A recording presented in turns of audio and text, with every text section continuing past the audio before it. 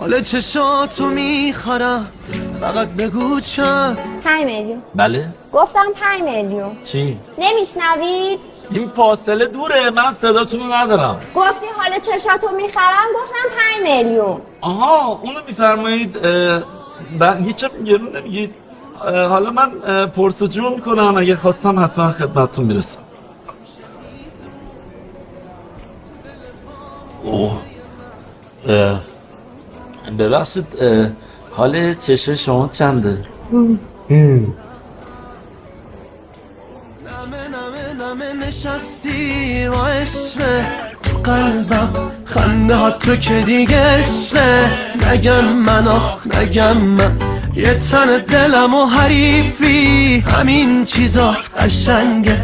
اون دوتا چشات و قربون که نفهمیدیم چه رنگه.